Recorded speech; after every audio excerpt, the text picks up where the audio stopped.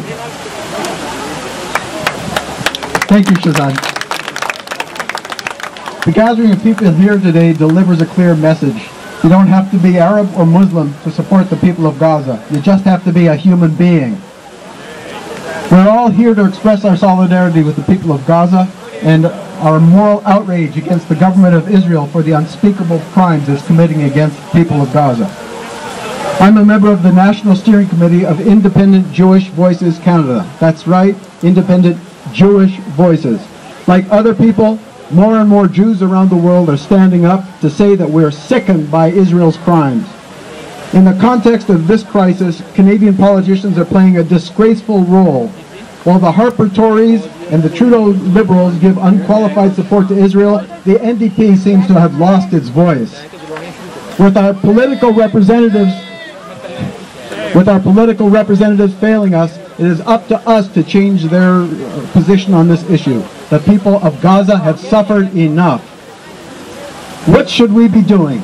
We should be following the lead of Palestinian civil society, which put out a call in 2005 for people around the world to generate pressure on Israel by mounting an escalating campaign of boycott, divestment, and sanctions until Israel ends its occupation and colonization of all Arab lands occupied in 1967 and dismantles its apartheid wall, until Israel recognizes the fundamental rights of the Arab Palestinian citizens of Israel to full equality, and until Israel respects, protects, and promotes the rights of Palestinian refugees to return to their homes and properties. I'm proud to say that Independent Jewish Voices has incorporated all these founding principles of the BDS movement into our basis of unity. More and more individuals and organizations are joining up. 2 years ago, the United Church of Canada, this country's largest Christian denomination, passed a resolution calling for the boycott of products originating in the occupied Palestinian territories. In June, the Presbyterian Church in the U.S. voted to divest from companies that enable Israel's occupation of Palestine. In 2008, the Canadian Union of Postal Workers became the first labor organization in North America to endorse BDS. Later, the Ontario wing of the Canadian Union of Public Employees endorsed BDS as well. In response to the attack on Gaza, the Congress of South African Trade Unions is intensifying its BDS campaign and calling for the expulsion of Israel's ambassador. In July, Unite, which is Britain's largest union, signed on to BDS. There is currently an international petition circulating calling for the International Soccer Federation, or FIFA, to suspend Israel until it respects the human rights of Palestinians and observes international law. We need all of our churches, synagogues, mosques, gurdwaras, trade unions, sports clubs, social clubs, and other groups to take up the Palestinian cause. If you are a member of these groups, any of them, please take this up in your organization. Convince them to take a stand for justice.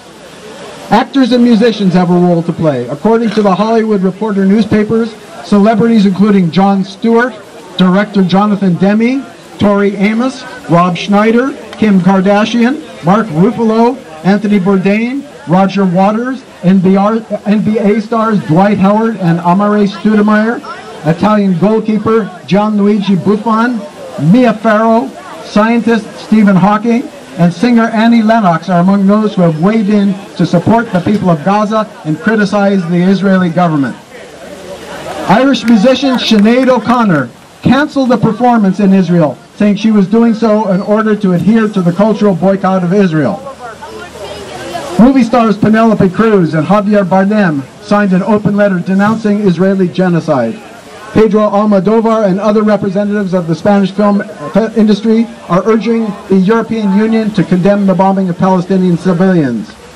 Brazil, Chile, Ecuador, El Salvador, and Peru have recalled their ambassadors from Israel. In closing, I'd like to say that before we leave today's demonstration, each of us must commit to taking actions to put pressure on Israel and to change the shameful position of Canada's politicians. If you need help doing this, feel free to contact any of the organizations that co-sponsored this demonstrations.